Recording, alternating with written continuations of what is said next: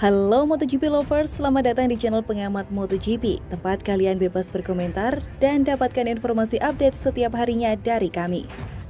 Kami tidak hanya membangun sirkuit atau menyelenggarakan ajang balap saja, tapi bertujuan untuk mengembangkan potensi pariwisata di Lombok, NTB, dan Indonesia, kata Direktur Utama ITDC Abdul Bar M. Mansur dikutip dari situs resmi ITDC. Itulah mengapa ada yang menarik dari desain Pertamina Mandalika International Street Circuit atau yang kita kenal dengan Sirkuit Mandalika. Sirkuit Mandalika berlokasi di Lombok Tengah, NTB.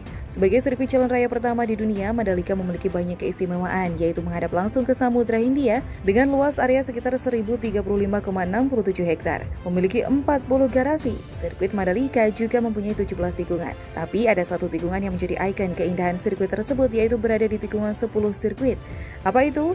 Tikungan 10 sirkuit internasional Pertamina Mandalika menjadi daya tarik utama sirkuit ketika balapan karena memiliki view yang indah. Tepatnya tikungan 10 berada di tepi pantai Tanjung Aan yang cantik. Spot tersebut menjadi keunggulan sirkuit Mandalika. Pantai Tanjung Aan merupakan salah satu tempat yang indah di kawasan sirkuit Mandalika. Pantai ini memiliki pasir putih yang membentang panjang. Bahkan garis pantai Tanjung Aan melengkung seperti bulan sabit. Terlebih air lautnya yang bening serta ombak yang begitu damai bisa membuat para wisatawan betah di Mandalika. Selain memiliki spot view yang cantik, tikungan 10 juga menjadi tikungan yang digemari para pembalap karena sangat menantang.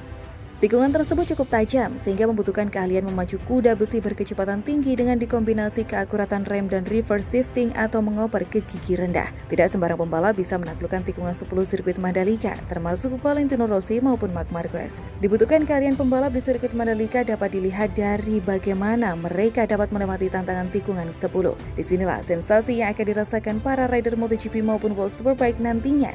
Ini yang kemudian jadi ciri khas sirkuit Mandalika, kata Happy Harinto. Perlu kita tahu bahwa sirkuit Mandalika memiliki 17 tikungan dengan 11 tikungan kanan dan 6 tikungan ke kiri. Banyaknya tikungan di sana sesuai dengan kualitas sirkuit. Sirkuit Mandalika menggunakan aspal Stone Mastic Asphalt atau SMA. Aspal tersebut merupakan aspal terbaru yang terbaik di dunia. Tidak semua sirkuit di dunia menggunakan produk aspal tersebut karena SMA baru dikeluarkan pada tahun 2015. Baru ada 2 sirkuit di dunia ini yang telah menggunakan SMA. Masing-masing adalah Silverstone dan Phillip Island. Keunggulan aspal SMA adalah daya cengkram dengan roda yang tinggi sehingga dapat meningkatkan kecepatan dan kemudahan manuver berkendara pembalap, sehingga sangat cocok dengan banyaknya tikungan di sirkuit Mandalika. Sementara itu, logistik untuk perhelatan World Superbike Mandalika 19 hingga 21 November sudah datang. Seluruh motor milik para rider pun kini sudah nangkring di pedok dan garasi masing-masing tim. Di bawah pesawat Boeing 777 milik Qatar Airways melalui Bandara Internasional Zainuddin Abdul Majid sejak kemarin malam, logistik para pembalap sudah tiba di sirkuit Mandalika. Logistik ini dibawa secara bertahap oleh 2 pesawat dari kemarin malam dan kemarin siang. Pesawat yang tiba pada Senin malam membawa muatan kargo sebanyak 217 koli dengan berat 68.022 kg. Kemudian yang tiba kemarin siang membawa kargo lebih banyak yakni 963 koli dengan berat 72.926 kg. Kedua pesawat langsung berangkat dari Doha, Qatar. General Manager Bandara Lombok Nugroho Jati mengatakan pendaratan pesawat jenis Boeing 777 merupakan sejarah baru bagi Bandara Lombok. Ini membuktikan runway dan apron baru bandara cukup mumpuni melayani pesawat berbadan besar.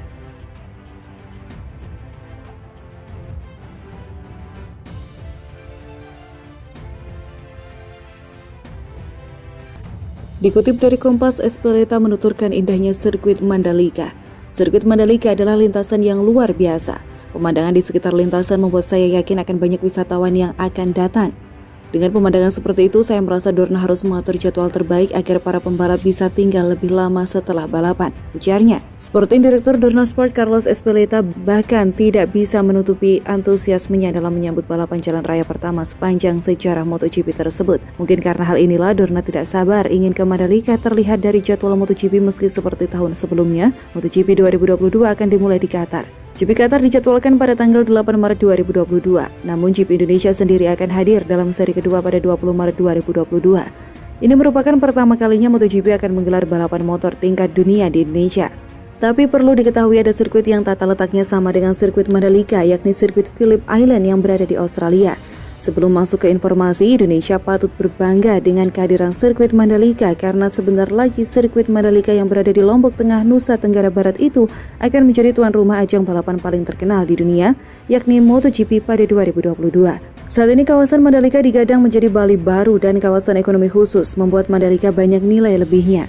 Selain dapat menikmati ajang balap motor bertaraf internasional, kita juga bisa menikmati tempat wisata yang ada di sekitarnya. Mulai dari Bukit Merese, Pantai Tanjung Aan, Pantai Seger, Pantai Kuta Mandalika, Pantai Gerubuk, hingga berkunjung ke Desa Adat Sade dan Desa Adat Ende. Seperti halnya Mandalika, sirkuit yang berada di Australia, yakni Phillip Island, juga berada dekat dengan bibir pantai. Sirkuit Phillip Island terletak di Pulau Phillip, Victoria, Australia, tepatnya di 381 Back Beach Road. Sirkuit yang satu ini telah dibuka sejak 2018 dan mempunyai pemandangan yang sangat indah. Sirkuit dengan nama panjang Sirkuit Grand Prix Phillip Island ini dimiliki oleh Eileen Fox dan menjadi sirkuit menantang bagi para pembalap yang handal maupun yang kurang mahir. Jam kunjung yang biasa disukai adalah jam-jam sekitar pukul 4 sore karena hamparan pemandangan laut terlihat keren dan mempesona. Namun sangat disayangkan sirkuit Phillip Island terancam tidak bisa menggelar balapan MotoGP maupun balapan skala internasional lainnya.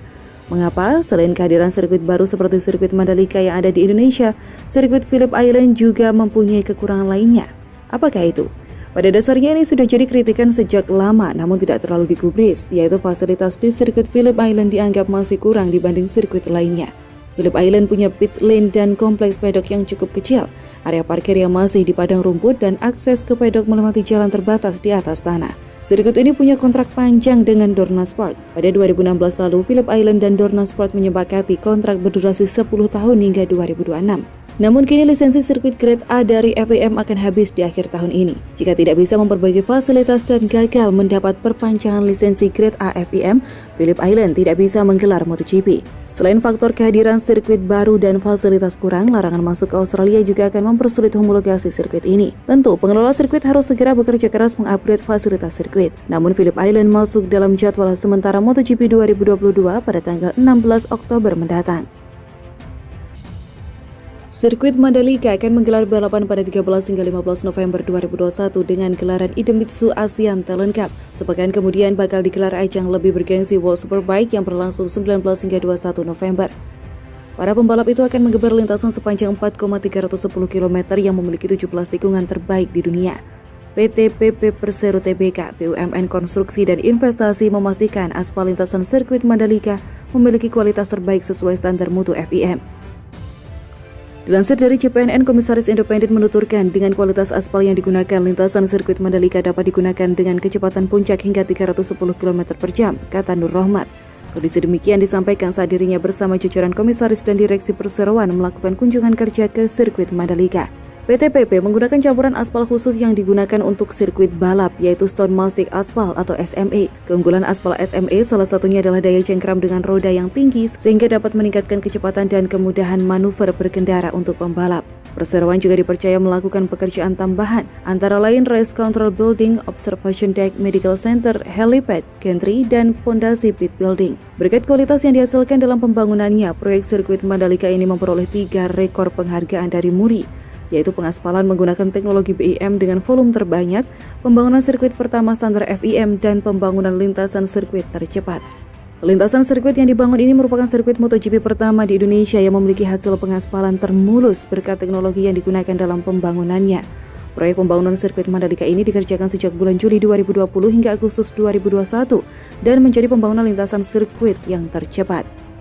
Namun perlu diketahui bahwa sirkuit Mandalika berkonsep sirkuit jalan raya dan ini juga menjadi satu kelebihan sirkuit Mandalika. Karena hal ini, sirkuit Mandalika disebut bisa difungsikan juga sebagai jalan raya umum untuk masyarakat sekitar. Pasalnya konstruksi dari sirkuit disesuaikan untuk bisa mewujudkan hal tersebut. Beberapa bagian dari sirkuit Mandalika bisa dibongkar pasang saat sebelum dan sesudah balapan internasional digelar. Meskipun hal tersebut dinilai menjadi satu kelebihan dari sirkuit Mandalika, ternyata banyak juga pihak yang tak setuju venue balap tersebut dijadikan sebagai jalan raya umum. Setidaknya ini dibuktikan oleh komentar-komentar netizen yang muncul di Instagram MGPA tersebut. Ada beberapa netizen yang mengatakan bahwa sirkuit Mandalika akan cepat rusak jika dipakai oleh masyarakat Indonesia, seperti ditulis akun @sopian.zayid. Please jangan jadi street sirkuit, mau inner atau outer, orang Indo belum disiplin. Hancur sudah kalau untuk umum, nanti di pilot run-off-nya percayalah, ujar akun netizen yang lainnya. Namun perlu diketahui bahwa sirkuit Mandalika tidak semuanya difungsikan sebagai jalan-jalan umum, tapi hanya inner dan outer service road saja, bukan jalan utamanya. Indonesia sudah punya sirkuit dengan lisensi internasional dari segi aspal dan yang lainnya. Jadi sebagai warga negara yang baik, harus dijaga betul sirkuit yang akan menjadi salah satu ikon negara Indonesia ini.